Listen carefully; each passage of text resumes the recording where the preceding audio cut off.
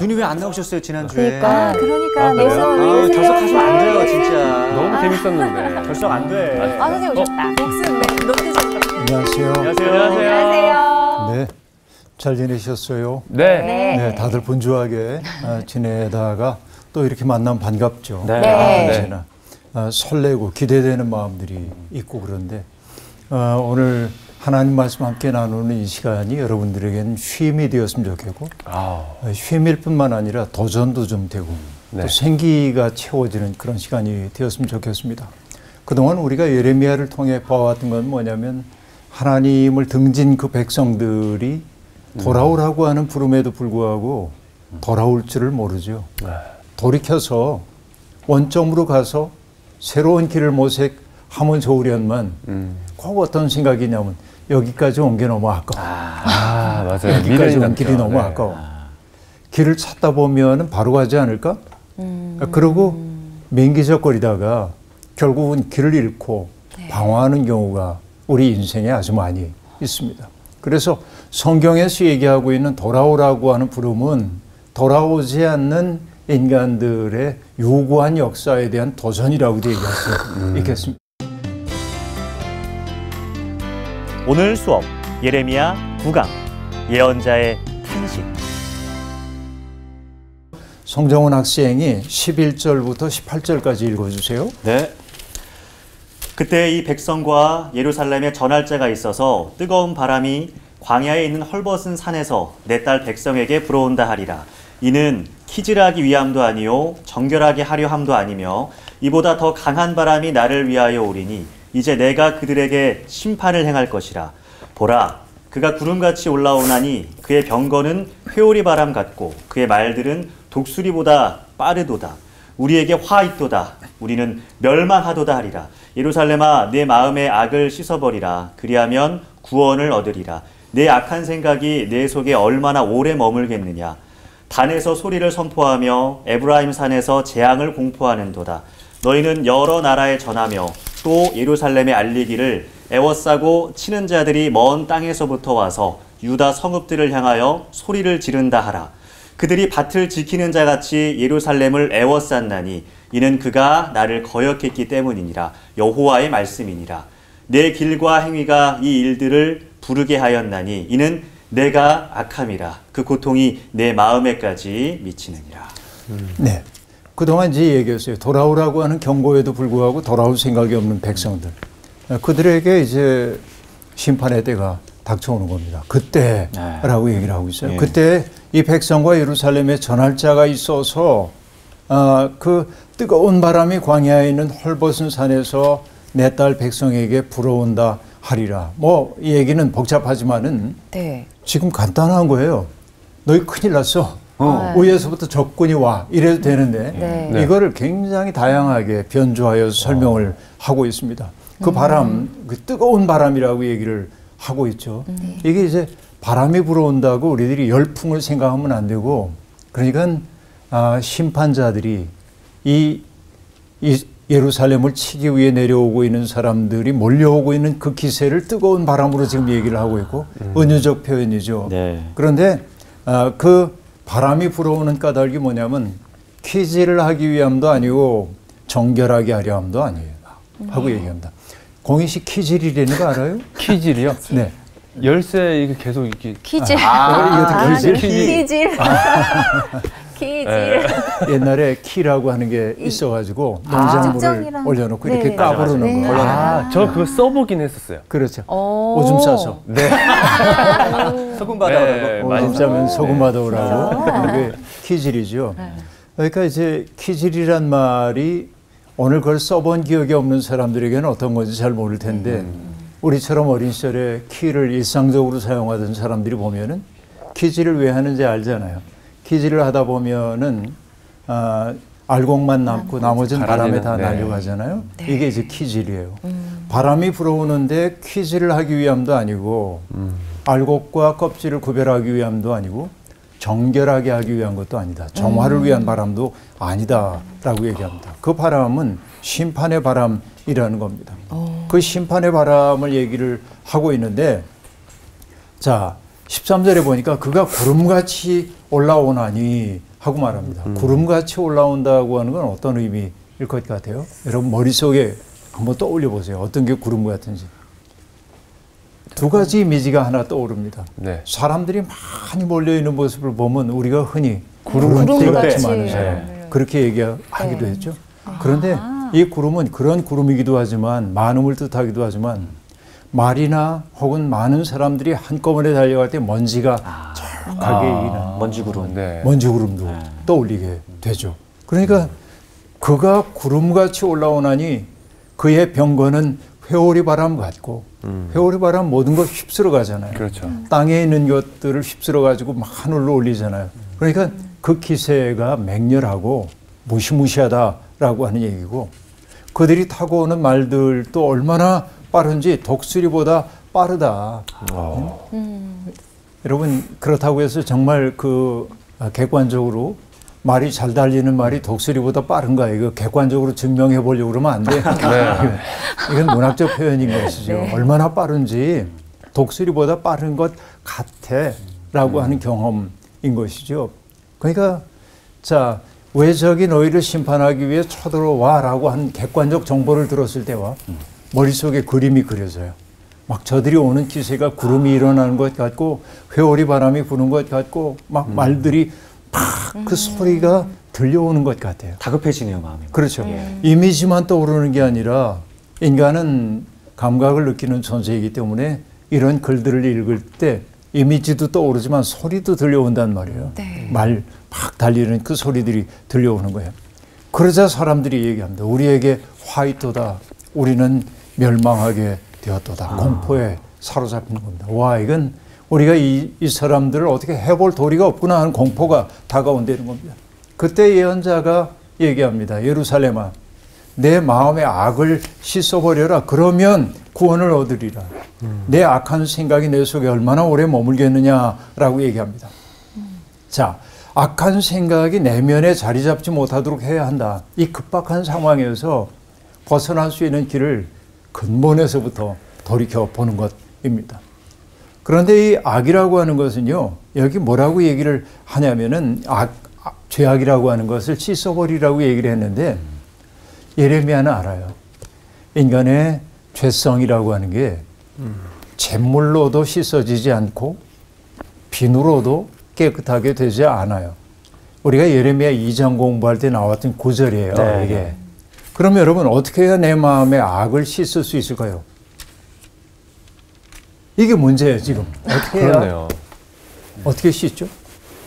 회개를 해야 되지 않을까요? 회개를 해야죠. 네. 네, 맞는 얘기인데. 너무 정답인가요? 네. 네. 회개가 잘 안 돼요, 사람이. 이게 마음의 악을 씻는 것은요, 내가 의지적으로 이 악을 씻어야겠다. 씻고 나면 또 다른 악이 나오고 또 다른 악이 나오고 그래요. 네. 그래서 네. 좋은 것을 들여와야 될 것 같아요. 오. 채운다. 이거를 없애려는 것보다는 맑고 깨끗한 것을 나에게 다시 오케이. 갖고 온다. 바로 그런 얘기예요. 와. 네. 그러니까 이제 제가 종종 하는 얘기인데 일제시대의 성서조선이라는 책을 내셨던 김교신 선생님이 한 얘기가 떠오릅니다. 우리가 뭐 몸에 상처 나면은 네. 딱지가 앉잖아요. 네. 근데 딱지가 떨어질 무렵이 되면은 언제나 우리 궁금하잖아요. 얘가 언제 떨어질까. 그렇죠. 그래서 조금이라도 떼어내려고 그러다가 결국 어떻게 돼? 또 딱지가 또 납니다. 겁나죠? 네, 네. 맞아요. 이거 우리 경험이 다 있어요. 네. 근데 김교신 선생님이 이런 얘기를 합니다. 딱지를 억지로 떼려고 그러면 안 되고 안에서 새살이 나와야 저절로 떨어진대요. 그러니까 우리에게 몸과 마음 속에 배어있는 악이라고 하는 것은 하나하나의 악을 의지와 결심으로 닦아낼 수가 없어요. 이게 우리의 경험입니다. 그래서 안에서부터 새살이 나와야 하는데 그 안에서부터 새살 나오는 건 물론 하나님의 은혜가 내 속에 들어와서 나를 사로잡고 정화시켜 줘야 하죠. 근데 인간은 아무것도 안 해도 되나? 아니요. 뭘 해야 되냐? 사랑의 대상을 바꿔야 합니다. 그렇죠? 네, 네. 인간은 사랑하지 않고는 못 견디는 존재이거든요. 네. 사랑에는 언제나 대상이 있잖아요. 네. 근데 대개 사랑의 대상이 누구인 경우가 많냐면은 나 자신이든지 아니면 물건이든지 그렇죠? 자녀든지. 명예든지 네. 이런 것들이 사랑의 대상인 거예요. 외부에 있어요.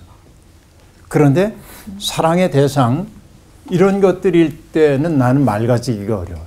그렇죠. 근데 사랑의 대상을 하나님을 사랑의 대상으로 삼게 될 때 내 속에 생겨나는 게 뭐냐면 카리타스라고 얘기하는데 이게 뭐냐면 자비심이기도 하고 진정한 사랑이라고 얘기할 수 있는데 사랑의 대상을 바꾸지 않으면 안 된다 하는 얘기입니다. 근데 우리는 되게 어떠하냐면 사랑해야 할 분은 이용해요. 자, 어떤 얘기냐면 우리가 별일이 없고 행복할 때는 하나님 안 찾아요. 네. 하나님 없이도 그냥 괜찮아. 그런데 내 인생이 곤고해지고 위기가 닥쳐오면 하나님 저를 왜 이렇게 혼자 버려두세요. 하나님을 이용하고 싶어요. 그분의 힘을 통해서 뭘 하고 싶어요. 그런데 우리는 뭐냐면 이용해야 할 것들, 사용해야 할 것들, 물건 같은 것들이죠. 그건 뭐 하냐면 사랑해요. 네. 뒤집힌 사랑입니다. 사랑해야 할 대상은 이용하고 사용해야 할 것들은 사랑하는 게 오늘의 전도된 삶이라고 얘기할 수 있습니다. 바로 그 삶의 결과가 우리의 내면 속에 있는 악이에요. 그거는 재물로도 씻기지 않고 비누로도 씻기지 않아요. 사랑의 대상을 바꾸지 않으면 안 된다라고 하는 얘기입니다. 바로 이게 재앙의 뿌리가 어디 있는지를 알아야 재앙으로부터 벗어날 수가 있는 것이죠. 그러니까 이스라엘 백성들이 풍요와 편리를 위해 선택했던 삶의 방식이 결국은 뭐예요? 늘 드리는 말씀입니다. 내가 풍요롭기 위해서 많은 걸 가져가야 돼요. 그러다 보면 공의시 몫은 적어지는 거예요. 그러니까 공의시는 배가 고파요. 네. 뿐만 아니라 뭐냐 원망이 생겨요. 맞아요. 저 사람 때문에. 화가 나죠. 네. 너무 진심인데 정말. 너무 진심이어서 지금 깜짝 놀랐어요. 맞아요. 이입을 잘해가지고. 그런 얘기죠. 그러니까 이게 이제 중요한 거예요. 풍요와 편리를 위해 선택한 삶의 방식이 결국은 하나님이 그들에게 주셨던 소명으로서의 오해의 공동체를 무너뜨린 거예요. 그게 결국은 외적들이 와가지고 그들을 심판하도록 만든 뿌리라는 거예요. 그렇기 때문에 오늘 성경이 내 마음의 악을 씻어버려라. 그래야 자, 이 악을 씻으란 말은 사랑의 대상을 바꾸라는 말이었고 네. 사용해야 하는 것을 사랑하고 사랑해야 하는 대상을 사용하려고 했던 전도된 삶의 방식을 버리면 내가 구원을 얻게 될 거다라고 얘기를 하고 있습니다. 그렇죠? 하나님을 멀리했던 그것 이런 거예요. 그것을 떠나야만 한다고 얘기를 하고 있습니다. 그런데 이제 급해요.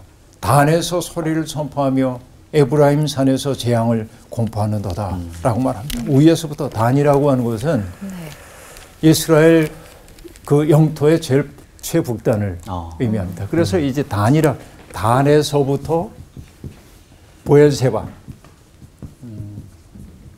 헤브론 근처에 있는 곳이 보엘세바거든요. 이게 이스라엘 영토의 최북단, 여기가 최남단 이렇게 보면 돼요. 네. 그 단에서 보엘세바까지라고 얘기해요. 와. 그 단에서부터 흘러내려오는 강이 뭐냐면 요르단강이에요. 요단강.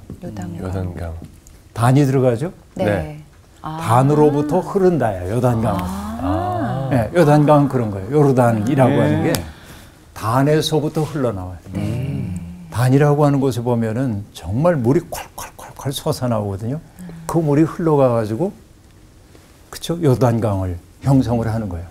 그래서 그 갈릴리 호수에 이르기까지를 상부 요르단이라고 하고 갈릴리에서 사해까지를 하부 요르단이라고 얘기를 하고 있는데 그러니까 다는 저런 것이에요. 네. 그러니까 지금 국경을 넘어서서 이 민족들이 침입해 오고 있다고 지금 얘기를 하고 있고 단에서부터 급보가 들려오고 에브라임산 이제 예루살렘에 가까이 왔어요. 에브라임산이 재앙의 소식을 공포하는도다라고 얘기합니다. 그런데 그 소식은 그냥 이 예루살렘에만 해당되는 게 아니고 여러 나라에 전하라는 겁니다. 예루살렘에 알리려는 겁니다. 풍전등화의 위기가 지금 닥쳐왔다는 것입니다. 위기의 원인은 하나였어요. 국방력을 튼튼히 못했기 때문이 아니라 이것은 역사가들이 하는 얘기일 거고 중요한 건 뭐예요? 예언자들은 역사의 이면을 바라보는 사람들이잖아요. 네. 결국은 하나님을 거역한 죄 때문에 이 민족들을 하나님이 회초리로 삼아서 그들을 지금 치고 있다는 겁니다. 그렇죠? 그러니까 4장 18절이 얘기하고 있습니다. 내 길과 행위가 이 일들을 부르게 하였나니 이는 내가 악함이라 그 고통이 내 마음에까지 미치느니라 하고 얘기를 하고 있습니다. 결국은 이 모든 시련과 고통이라고 하는 것의 뿌리는 내 길, 내가 선택했던 삶의 길, 내가 그동안 보여왔던 행위가 바로 그 모든 재앙의 뿌리이고 더 거슬러 가자고 한다면 내가 악하기 때문이라고 얘기를 하고 있습니다.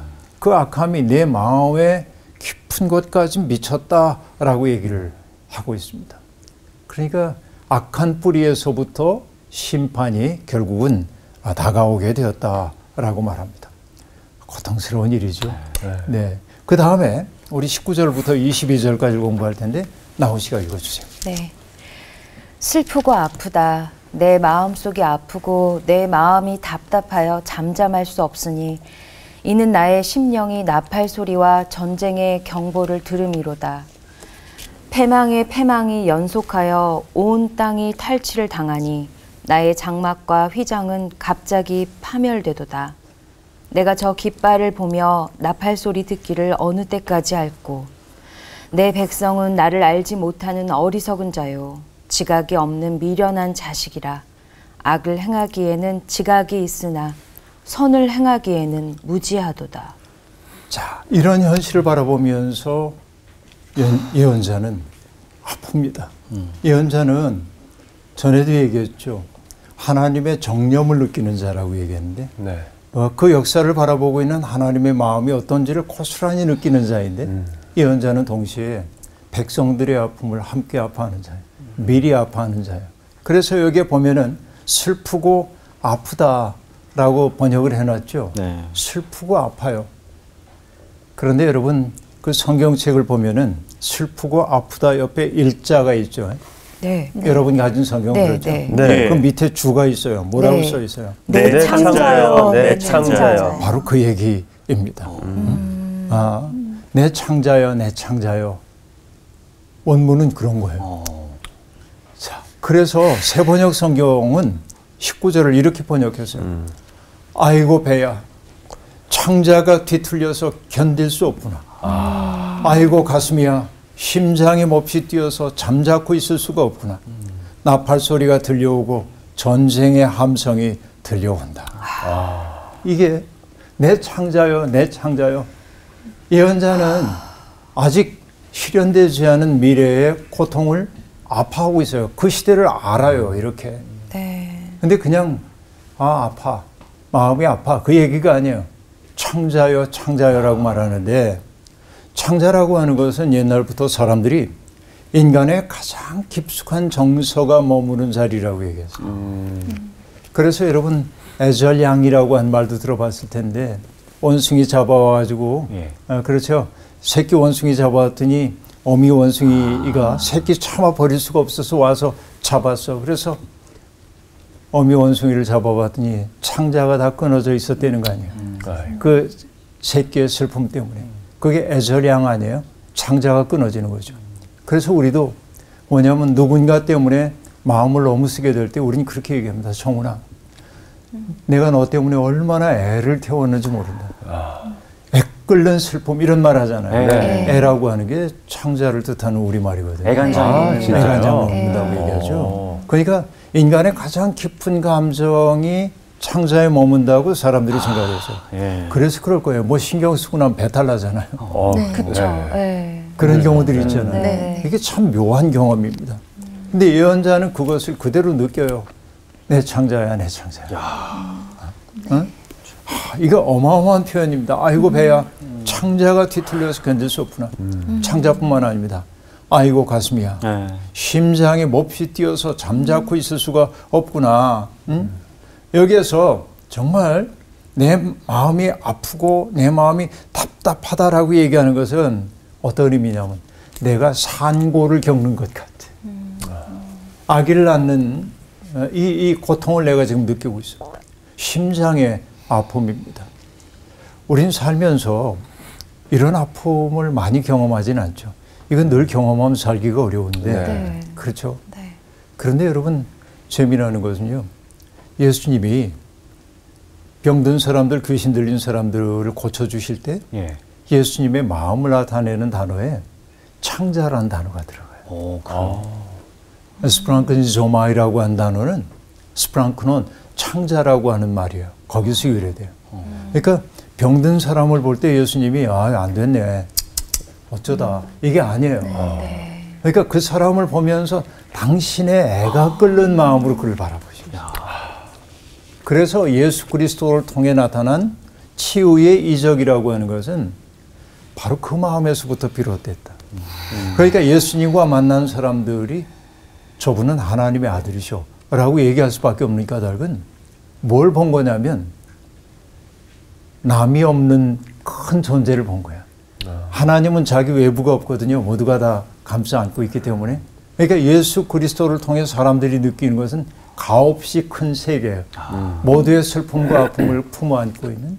그러니까 나의 개별적인 아픔이라고 생각했는데 사람들은 안 됐어. 괜찮아질 거야. 잘 되겠지. 기도할게. 그러고 끝나요. 보통은 네. 그렇죠. 근데 예수님은 어떻게 하냐면 그 아픔이 당신의 아픔이에요. 그냥 고스란히 가져오는 거예요. 세상의 모든 아픔과 슬픔 이것을 당신 속으로 느끼고 해결하려고 했던 거예요. 이게 예수 그리스도인 것이죠. 이 경험입니다. 내 창자야. 내 창자야. 내 가슴이 지금 산고를 겪는 것처럼 아파. 한 민족이 겪어야 할 슬픔 때문에 여전히 이렇게 앓고 있는 것입니다. 그렇죠? 언제까지 지속될는지 알 수가 없는 것이지요. 자, 그러니까 백성들이 패망을 당하게 되고 탈취를 당하게 되고 그리고 애써서 공들여 지어놨던 장막과 휘장 같은 것들이 파멸되고 땅이 막 황폐하게 변하는 것을 내다보고 있는 거예요. 연자가 지금 그렇죠. 그래서 22절에 얘기합니다. 내 백성은 나를 알지 못하는 어리석은 자요. 지각이 없는 미련한 자식이라. 악을 행하기에는 지각이 있으나 선을 행하기는 무지하도다. 여러분 이게 얼마나 슬픈 얘기인지 모릅니다. 나를 알지 못하는 어리석은 자라고 얘기해요.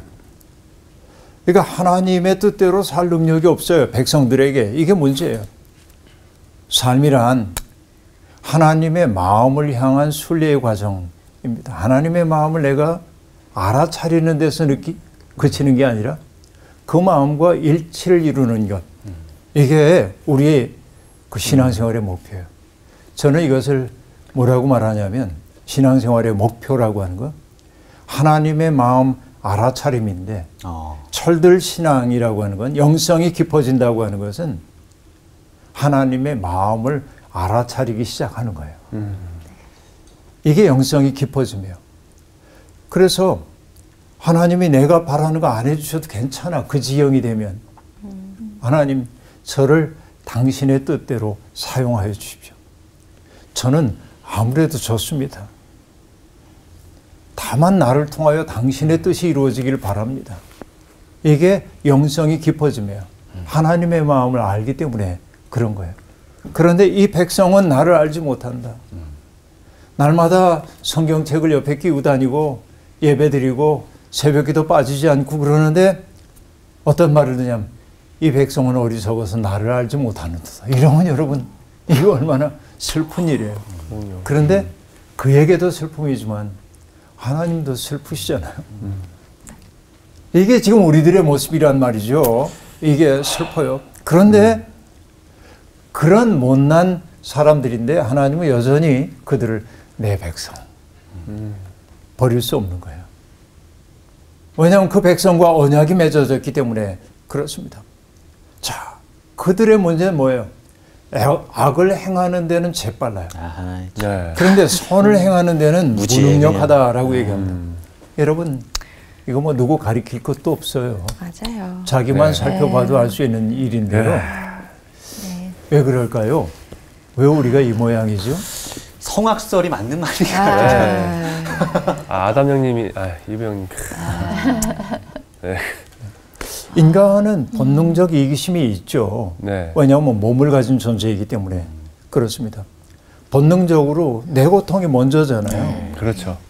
그런데 인간의 아름다움은 뭐냐면 내 고통도 아프지만 아야 그러고 보다가 일화 씨의 아픔에 눈이 떠지는 거예요.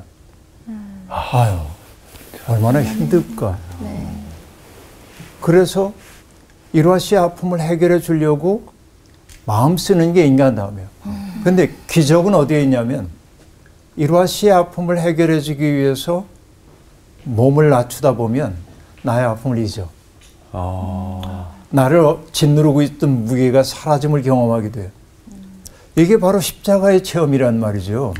그 얘기입니다. 악을 행하는 데는 재빠르지만 선을 행하는 데는 무능력한데 그러니까 인간은 본능적으로 이기적이에요. 이건 뭐 누구도 네. 반론을 제기할 수 없을 정도로. 근데 정말 어떻게 보면 타고난 이타적인 사람도 있어요. 네. 근데 그게 타고났다고 얘기를 하는데 약간의 그런 성정은 있지만 훈련된 것일 가능성이 있어요. 자기 스스로 마음 쓰고. 그래서 우리는 그런 사람들을 보면 그러지.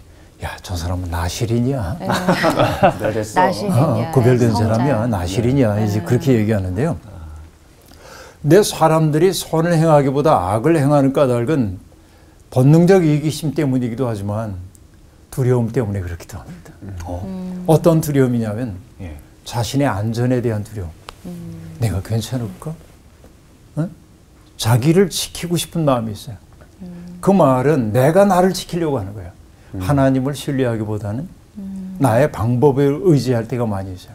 이것이 인간으로 하여금 악을 행하는데 재빠르게 만들고 선을 행하는데 무능력하게 만드는 일이라고 볼 수 있습니다. 그러니까 자기에게만 침잠하여 다른 사람들의 사정을 헤아리지 못하는 무능력함이 있습니다. 그래서 여러분 나의 자아가 향하고 있는 방향을 보면 그의 영혼이 건강한지 병들었는지를 알 수 있어요. 네. 그래서 전에도 얘기한 거 여러분 기억나세요? 죄라고 하는 게 뭐였어요? 자기 속으로 구부러진 마음이라고 얘기했죠. 그래서 내가 죄로부터 자유로워졌다, 조금씩 해방됐다라고 하는 거 뭐냐면 이 방향이 바뀌기 시작해요. 네. 그래서 나타나는 삶의 내용이 뭐냐면 배려.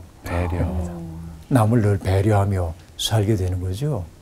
이게 우리들이 이제 지향해야 할 아름다운 삶이라고 얘기할 수 있겠습니다. 자, 그 다음으로 이 예언자의 그 고통스러운 얘기를 우리가 봤는데요. 이제 23절부터 31절까지인데 일화 씨하고 공희 씨가 나눠서 읽어주세요. 네. 네. 보라, 내가 땅을 본즉 혼돈하고 공허하며 하늘에는 빛이 없으며 내가 산들을 본즉 다 진동하며 작은 산들도 요동하며 내가 본즉 사람이 없으며 공중의 새가 다 날아갔으며 보라, 내가 본즉 좋은 땅이 황무지가 되었으며 그 모든 성읍이 여호와의 앞 그의 맹렬한 진노 앞에 무너졌으니 여호와께서 이와 같이 말씀하시길 이 온 땅이 황폐할 것이나 내가 진멸하지는 아니할 것이며 이로 말미암아 땅이 슬퍼할 것이며 위의 하늘이 어두울 것이라 내가 이미 말하였으며 작정하였고 후회하지 아니하였은즉 또한 거기서 돌이키지 아니하리라 하셨음이로다. 기병과 활 쏘는 자의 함성으로 말미암아 모든 성읍 사람들이 도망하여 숯불에 들어가고 바위에 기어오르며 각 성읍이 버림을 당하여 거기 사는 사람이 없나니 멸망을 당한 자여 네가 어떻게 하려느냐. 네가 붉은 옷을 입고 금장식으로 단장하고 눈을 그려 꾸밀지라도 네가 화장한 것이 헛된 일이라. 연인들이 너를 멸시하여 네 생명을 찾느니라. 내가 소리를 들은즉 여인의 해산하는 소리 같고 초산하는 자의 고통하는 소리 같으니 이는 시온의 딸의 소리라.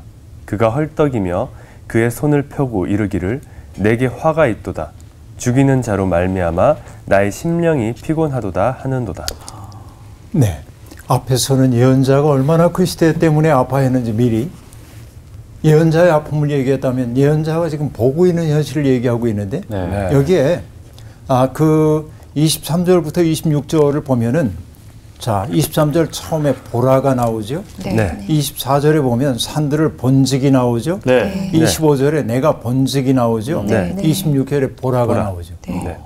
보다라고 하는 이 말이 반복되어 나타나고 있음을 알 수 있습니다. 이것은 예언자가 보는 자이기 때문에 그렇습니다. 보라라고 하는 말은 보지 못하고 있음을 반증해요. 네. 예언자는 보고 있는 것을 그들이 보지 못하고 있는 것입니다. 예언자는 지금 보고 있어요. 그는 미리 전쟁이 만들어내고 있는 살풍경한 모습들을 보고 있습니다. 땅이 혼돈하고 공허하게 변한답니다. 빛이 없답니다. 근데 여러분 이 대목 읽으면서 이 단어들을 보는 순간 떠오르는 게 있잖아요. 창세기. 창세기. 예. 그렇죠. 창조 이전의 상태를 얘기할 때 땅이 혼돈하고 공허하며 예. 네. 흑암이 깊은 위에 있다라고 얘기했는데 거기에 사용되고 있는 단어가 다 등장하고 있어요. 그렇죠? 공허, 네. 혼돈, 빛 없음, 흑암이죠. 그러니까 결국은 뭐냐면 전쟁이라고 하는 것은 뭐예요? 전쟁은 하나님이 질서 있게 만들어서 조화를 이루고 있었던 코스모스가 케이오스, 카오스라고 얘기하는 혼돈으로 돌아감을 뜻하고 있는데 결국은 하나님의 백성들이 조화로운 삶, 코스모스를 보여줘야 할 그들이 카오스라고 흔히 얘기하고 있는 혼돈을 빚고 있음을 보여주고 있어요. 하나님의 창조를 뒤집고 있는 현실인 거죠. 인간의 죄가 만들어내고 있는 참상이라고 볼 수 있습니다. 하늘에는 빛이 없습니다. 산들은 진동하고요. 언덕들은 요동합니다. 그리고 사람들이 북적거려야 할 곳이 사람들이 없어요. 무인지경입니다.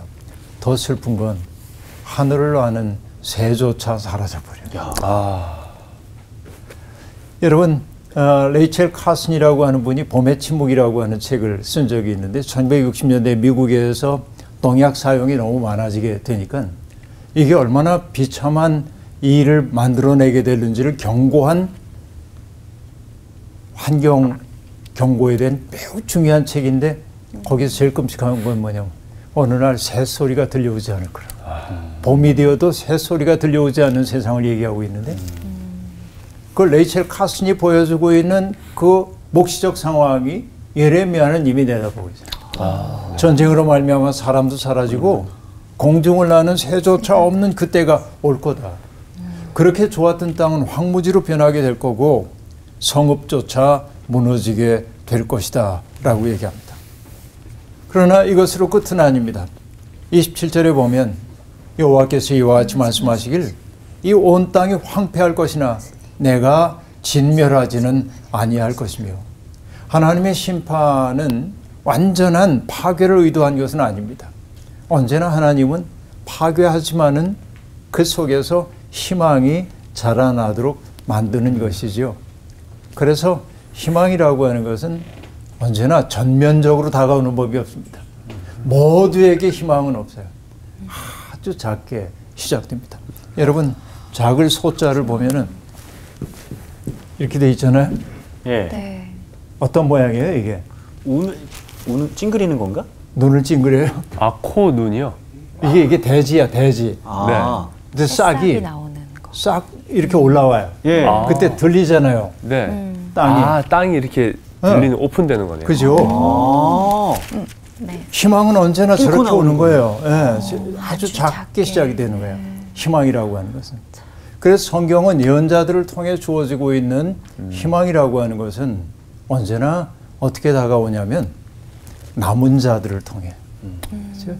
정말 혼돈과 흑암 속에 있을 때, 공허함 속에 있을 때도 여호와의 뜻을 붙잡으려고 하는 그 사람들. 언제나 역사의 흐름이 이쪽으로 흘러가고 있을 때도 그 흐름에 매몰되지 않고 하나님을 바라보고 있는 남은 자들을 통해서 그루터기를 통해서 새로운 희망이 시작되는 거지요. 하나님은 언제나 그들과 더불어 일합니다. 그러니까 하나님은 대중들과 더불어 일할 때보다는 그들 가운데 남아있는 소수의 사람들을 통해 일하실 때가 많기 때문에 그들은 언제나 외로움의 운명 속에 있다고 얘기할 수밖에 없습니다. 그렇죠? 자, 땅이 슬퍼하고 하늘이 어두워질 겁니다. 그렇게 이미 하나님이 선고하셨기 때문에 돌이키지는 않을 겁니다. 자, 재앙이 다가와요. 그런데 남겨둔 게 있잖아요. 희망의 단축. 완전히 멸망하는 건 아니야.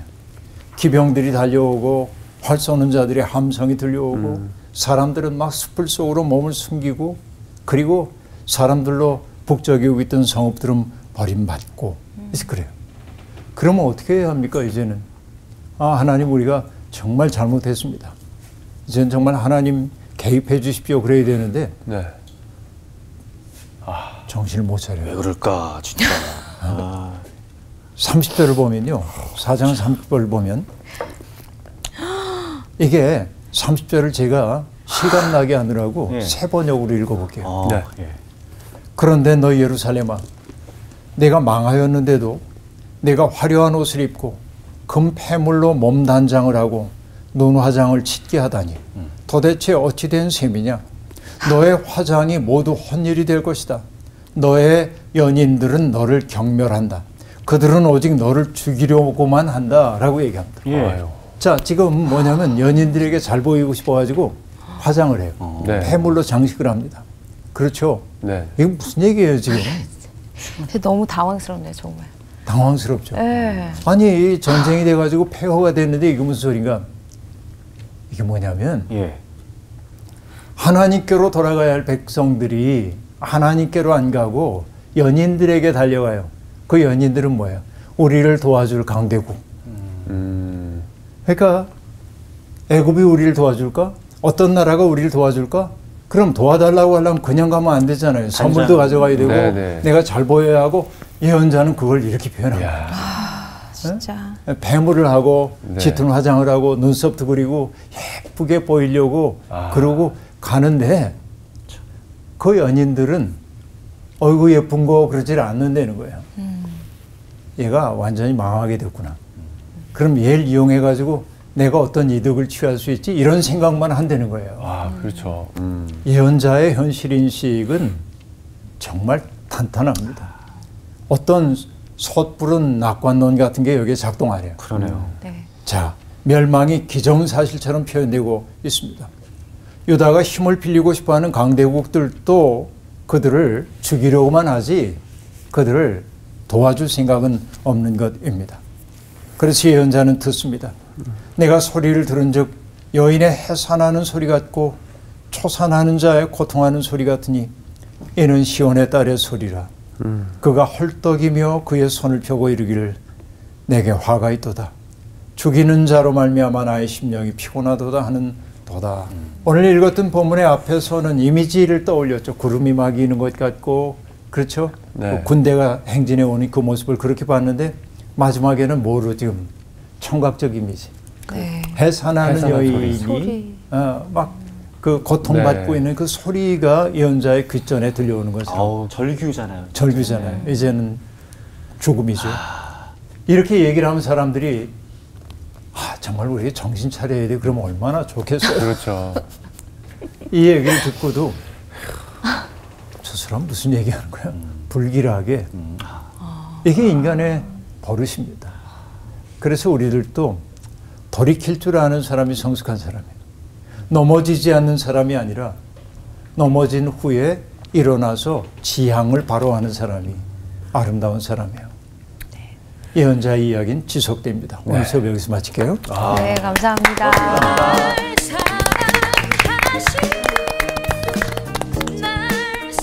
예언자는 얼마나 힘들었을까? 미리 다 이 상황들을 보니까. 그렇죠. 그리고 아무리 얘기해도 네. 안 들려요. 안 듣고 안 들려요. 야, 맞아요. 그 예루살렘 사람들이 사실 사랑의 대상이 잘못된 거잖아요. 사랑의 대상. 근데 보면 뭐 나, 물건, 명예는 사실 보이는 거고 체감이 되는 건데 이게 아닌 정말 보이지 않는 하나님을 어떻게 하면 사랑할 수 있을까를 좀 많이 생각을 해봤어요. 이용 나는- 말고 사랑. 그렇죠. 나는 어떻게 하면 하나님을 더 사랑할 수 있을까 생각을 해봤는데 문득 제 마음속에 들어온 게 감사였어요. 하나님 주신 것들 하나하나 감사하게 되면 사실 우리가 선물 주는 사람한테 감사합니다라고 감사를 하게 되잖아요. 근데 하나님한테 내가 감사하는 표시를 안 했던 거예요. 그래서 조금 더 작은 거 하나에 좀 더 감사하고 그 주신 분을 생각하면 그 사랑의 대상이 옮겨가지 않을까. 저는 그렇게 좀 생각을 해봤어요. 감사. 네.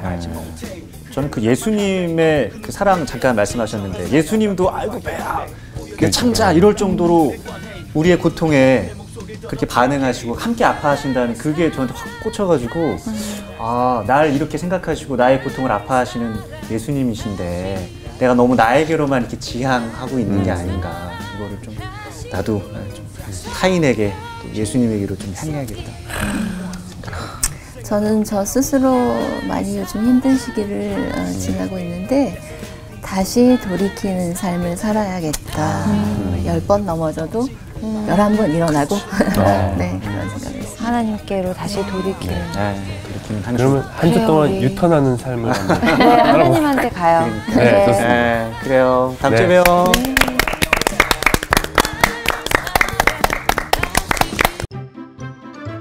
이번 주 퀴즈입니다. 노브로 피신한 다윗이 제사장 아히멜렉에게 요구하지 않은 것은 무엇인가요? 1번 떡, 2번 무기, 3번 말. 정답을 아시는 분은 CBS 성서학당 홈페이지에 정답을 올려주시거나 우편으로 보내주시면 됩니다. 선정되신 분들에게는 대한성서공회에서 발행한 성경 통독을 위한 최고의 자습서 성경 2.0 성서학당 선생님들의 저서 중 하나를 드립니다.